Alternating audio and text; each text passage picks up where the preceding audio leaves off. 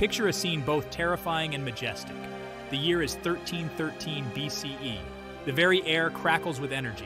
The earth trembles. Smoke rises from the peak of Mount Sinai, a volcano awakened by a power beyond nature. This is no ordinary eruption. This is the day God chose to reveal himself to his people, the Israelites. Freshly freed from slavery in Egypt, they stand at the foot of the mountain. They are about to witness an event that will alter the course of history. Imagine the anticipation. The Israelites, led by Moses, had journeyed for weeks through the unforgiving desert. They yearned for guidance, for a sign from the God who had promised them freedom. And now, amidst the fire and thunder, that sign was about to be given. The sound of a ram's horn, the shofar, pierces the air. The ground shakes with increasing intensity. Fear mingles with awe as the Israelites huddle together, their eyes fixed on the summit. What will they see? What will they hear? This is the day their destiny, and the destiny of their descendants, will be forever changed.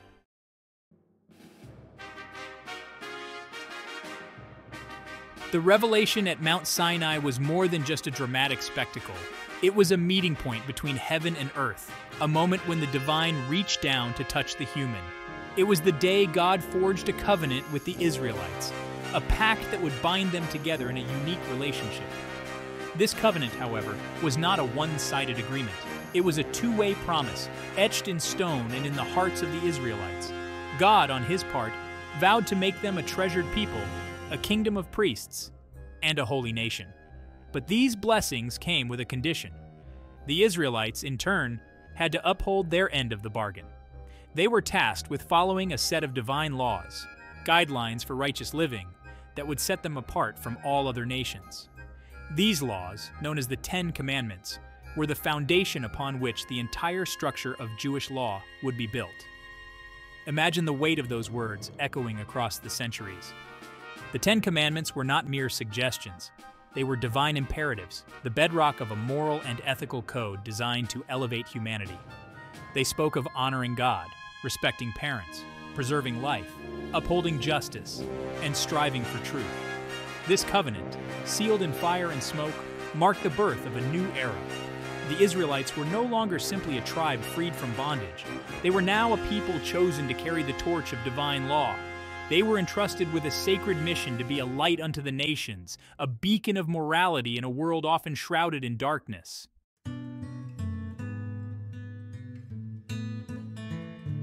The air crackled with anticipation.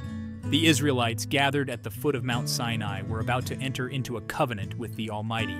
But first, they had to prepare themselves. This was no ordinary meeting, it was a divine summons, a call to holiness. Moses, their leader and prophet, relayed God's instructions. For 3 days, the people were to purify themselves. This wasn't just about washing their bodies, it was about cleansing their hearts and minds.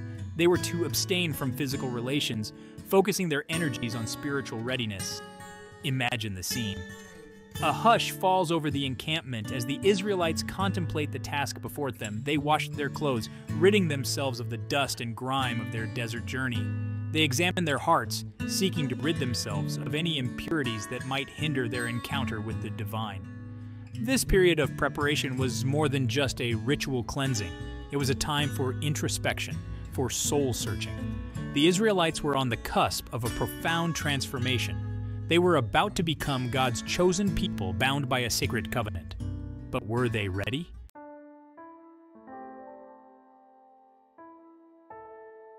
As the sun began its descent on the second day, a palpable stillness settled over the camp. The air, usually alive with the sounds of children playing and livestock lowing, grew quiet. The Israelites, their preparations complete, waited with bated breath for what the dawn would bring. The weight of expectation hung heavy in the air. Mothers held their children close, whispering reassurances and perhaps seeking comfort themselves. Men gathered in small groups, their faces etched with a mixture of excitement and trepidation. The silence was broken only by the crackling of campfires and the soft murmur of prayers. This was the calm before the storm, the hushed anticipation before the divine symphony was about to begin. The Israelites, stripped of their daily routines and distractions, were suspended in a state of heightened awareness.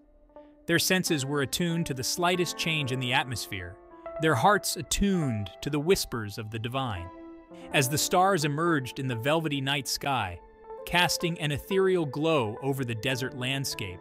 A sense of awe settled upon the Israelites. They were but a small speck in the vastness of creation, about to bear witness to an event that would reverberate through eternity.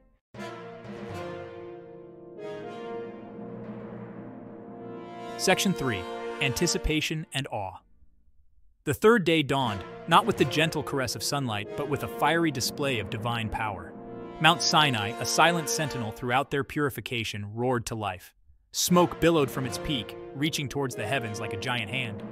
The ground trembled beneath their feet, a physical manifestation of the awe-inspiring power that was about to be unleashed. Flashes of lightning illuminated the pre-dawn sky, each bolt a reminder of the divine presence that enveloped the mountain. The Israelites, huddled together, looked on in stunned silence. Then, cutting through the roar of the elements, came the sound of the shofar. The ram's horn, its call both piercing and mournful, echoed across the desert, a clarion call announcing the arrival of the Almighty. It was a sound that spoke of both judgment and mercy, of power and compassion. As the first rays of dawn broke over the horizon, painting the sky in hues of orange and gold, the Israelites braced themselves. The moment they had been waiting for, the moment that would change their destiny forever, was at hand. Fear mingled with anticipation, awe with a sense of profound humility as they prepared to meet their God.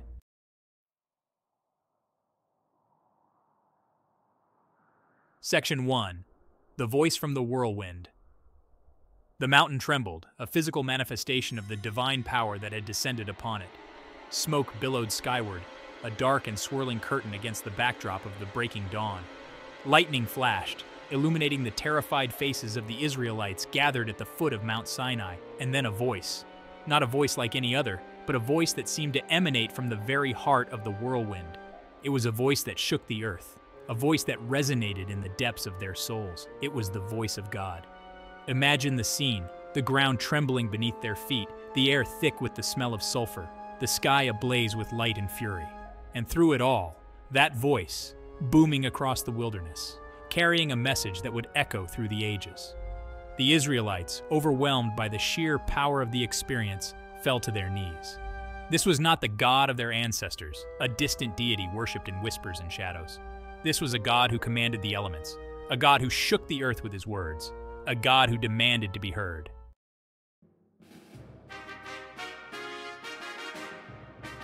Section 2. Words that shook the world. The voice, though awe-inspiring, was not harsh or cruel. It resonated with authority, yes, but also with a strange and unexpected tenderness. It spoke of a covenant, a sacred agreement between God and his chosen people. And then, it began to enumerate the terms of that covenant, the words that would become the foundation of a new way of life.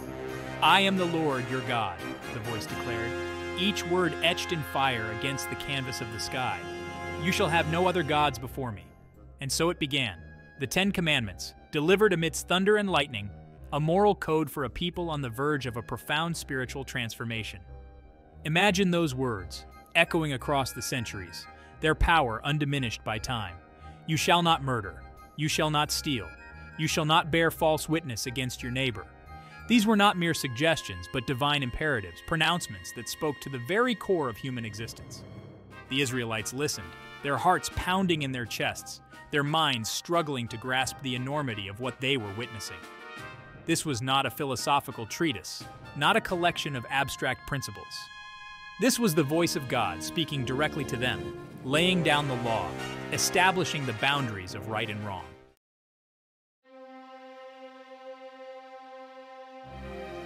Section 3. A covenant forged in fear and trembling. Fear, primal and instinctive, coursed through the assembled Israelites. The sheer power of the divine presence, the overwhelming sensory overload of the experience, was almost more than they could bear. They trembled, not from cold, but from a deep and abiding awe. Yet, mingled with the fear, there was also a sense of exhilaration, a feeling of having been touched by something extraordinary. They had been chosen, singled out from all the nations of the earth to be God's treasured possession.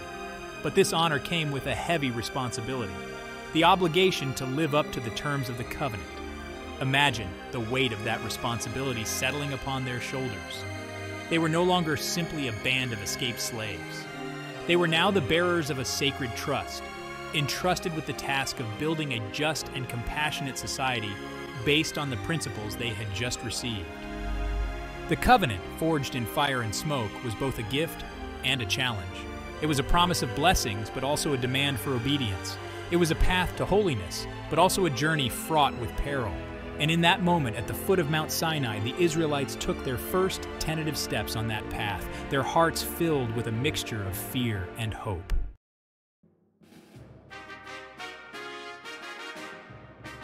Section 4. Echoes of Sinai. The echoes of that day at Sinai have reverberated through the centuries, shaping the course of Jewish history and influencing the development of Western civilization as a whole. The Ten Commandments, etched in stone and in the hearts of the Israelites, became the cornerstone of a moral and ethical code that continues to inspire and challenge us today. Imagine those words, inscribed on tablets of stone, carried down from the mountain by Moses, a tangible reminder of the covenant between God and his people. They were more than just laws. They were a blueprint for a just and compassionate society, a set of principles designed to elevate humanity. The experience at Sinai left an indelible mark on the Israelites, shaping their identity and destiny. They emerged from the encounter transformed, no longer simply a tribe, but a nation bound by a shared faith and a common purpose. They were God's chosen people, entrusted with the task of being a light unto the nations. And so, the story of Sinai is not just an ancient tale, but a living testament to the enduring power of faith. It is a story about the human encounter with the divine, about the challenges and responsibilities that come with being chosen, about the enduring legacy of a covenant forged in fire and smoke.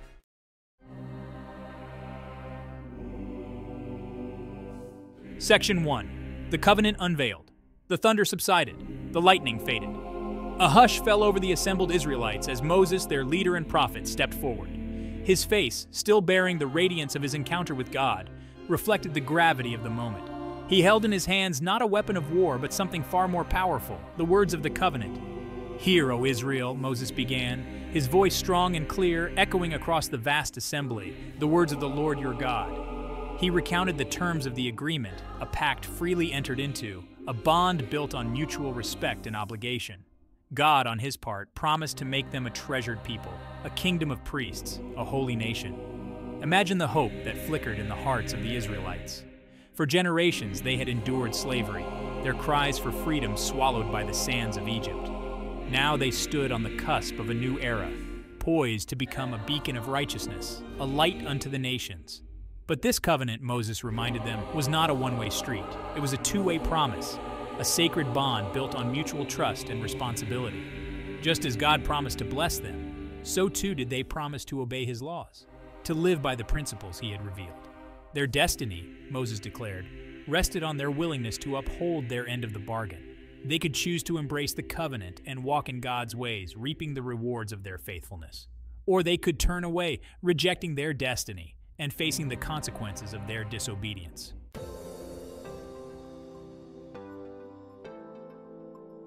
Section 2. A kingdom of priests.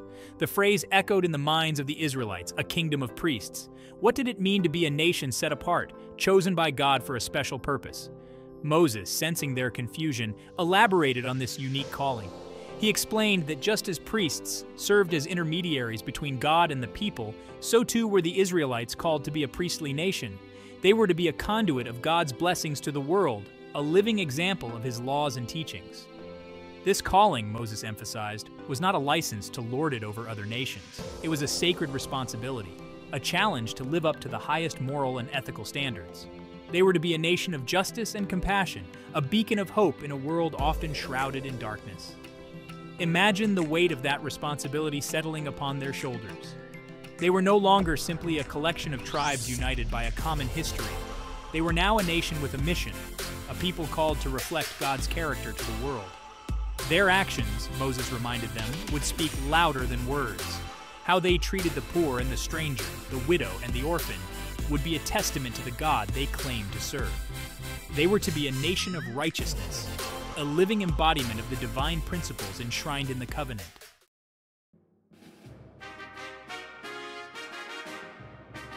Section 3. The Tablets of Law. To help the Israelites remember and obey the terms of the covenant, God commanded Moses to inscribe his words on 2 tablets of stone. These tablets, known as the 10 Commandments, were not simply a legal document. They were a sacred object, a tangible representation of the divine human agreement.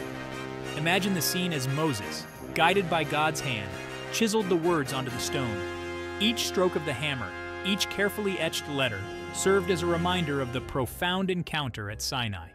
The tablets, once complete, would serve as a visual reminder of the covenant, a constant presence in the life of the nation. These commandments, Moses explained, were the foundation upon which the entire structure of Jewish law would be built. They were not arbitrary rules, but expressions of God's character, principles designed to promote justice, compassion, and holiness. The first 4 commandments, he explained, dealt with their relationship with God. They were to worship Him alone, avoid idolatry, respect His name, and observe the Sabbath as a day of rest and spiritual reflection. The remaining 6 commandments governed their relationships with one another. They were to honor their parents, respect human life, remain faithful in marriage, be honest in their dealings, avoid coveting what belonged to others, and treat their neighbors with fairness and compassion.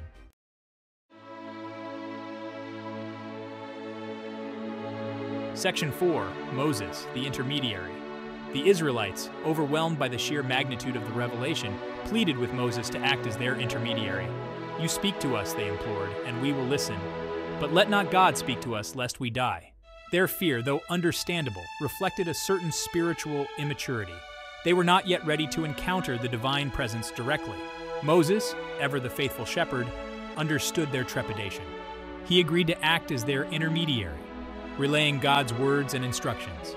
He would ascend the mountain again, entering the cloud of God's presence to receive further instructions and guidance. Imagine Moses, his face veiled, ascending the rugged slopes of Mount Sinai. He was a bridge between heaven and earth, a conduit of divine communication. He carried the hopes and fears of his people, their pleas for guidance and mercy. His task was a daunting one. He would spend 40 days and 40 nights on the mountaintop, communing with God, receiving a detailed set of laws and instructions that would govern every aspect of the Israelites' lives. He would return to them bearing not only the tablets of the law, but also the blueprint for a portable sanctuary, the tabernacle, a tangible symbol of God's presence among them. Moses, the reluctant leader, had become the indispensable intermediary, the human face of a God who was both awe-inspiring and intimately involved in the lives of his people.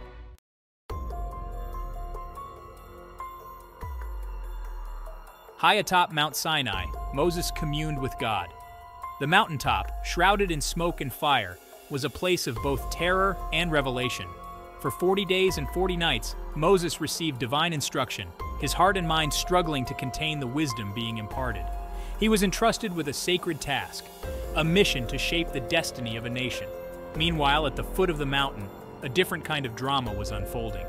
The Israelites, their patience worn thin by Moses' prolonged absence, began to despair. They had witnessed the awesome power of God at Sinai, had trembled before his voice. Yet fear had given way to doubt, their faith shaken by the passage of time and the uncertainties that lay ahead. Imagine their unease as the days stretched into weeks. Where was Moses? Had he abandoned them? Had God, in his wrath, consumed their leader on the mountaintop? Their newfound faith, so recently kindled, flickered like a candle in the wind. Their anxieties found an outlet, not in prayerful reflection, but in a desperate act of rebellion. They yearned for a tangible symbol of their faith, something to replace the absent God they feared had deserted them. And so they turned to a familiar idol, a golden calf, a potent symbol of their former captivity in Egypt.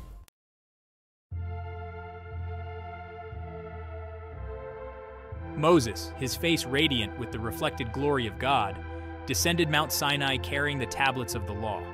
These stone tablets, inscribed with the 10 Commandments, were a tangible representation of the covenant, a physical embodiment of the divine human bond. He had come bearing a gift, a blueprint for a just and compassionate society. Imagine his horror as he approached the Israelite camp. The sounds of revelry, of singing and dancing, reached his ears long before he saw the golden calf.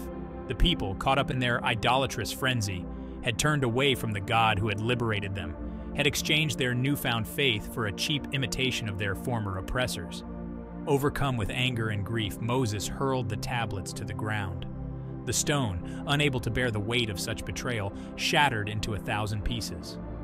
The covenant, so recently forged, lay broken, a casualty of human weakness and forgetfulness.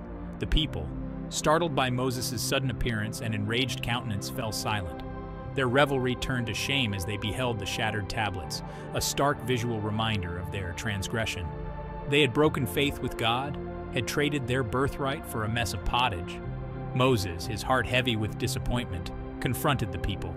He railed against their idolatry, their lack of faith, their betrayal of the covenant. They had witnessed the awesome power of God at Sinai, had pledged their allegiance to him, and yet, in their fear and insecurity, they had turned away from the very one who could offer them true security and hope.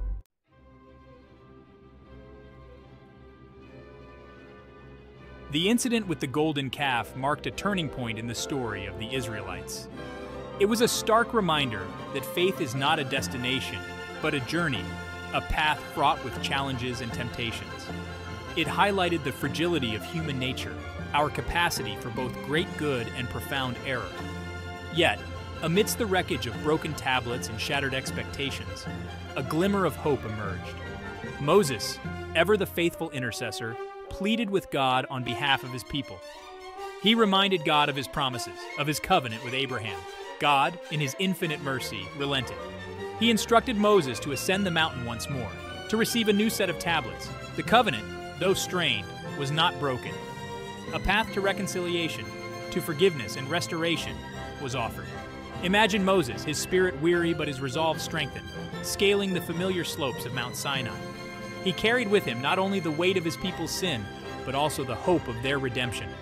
He was a living embodiment of the enduring power of forgiveness, a testament to the possibility of second chances. The giving of the second set of tablets marked a new beginning for the Israelites. It was a reminder that God's love is steadfast, his compassion inexhaustible. It was a testament to the enduring power of repentance, to the possibility of finding grace and restoration, even in the face of our failings. The legacy of Sinai, then, is not simply one of law and obedience. It is also a story about the transformative power of forgiveness, the enduring strength of the divine human bond. It is a story that continues to resonate today, offering hope and inspiration to all who seek to live in right relationship with God and with one another.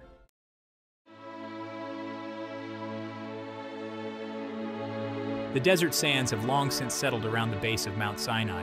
The echoes of thunder and the blare of the shofar have faded into the mists of time. Yet the events of that day continue to reverberate, their message as powerful and relevant today as it was millennia ago. For the Jewish people, Sinai stands as the defining moment in their history, the day they were chosen to be God's treasured possession, a kingdom of priests, a holy nation. It was at Sinai that they received the Torah, the blueprint for a just and compassionate society, a guidebook for living in right relationship with God and with one another. But the message of Sinai extends far beyond the boundaries of any one faith or tradition. It speaks to the universal longing for meaning and purpose, the human need for a moral compass in a world often shrouded in darkness. The Ten Commandments, etched in stone and in the hearts of humanity, continue to challenge us to live up to our highest ideals, to strive for justice, compassion, and peace. Imagine those words, echoing across the ages, their power undiminished by time or circumstance. Honor your father and your mother. You shall not murder. You shall not steal. These are not just religious pronouncements. They are the bedrock of civilized society, the foundation upon which any hope for a just and compassionate world must be built. Sinai reminds us that we are not isolated individuals, free to pursue our own selfish desires without regard for the well-being of others. We are part of a community, bound together by ties of shared responsibility and mutual obligation. Our actions have consequences, not just for ourselves, but for those around us, for generations to come.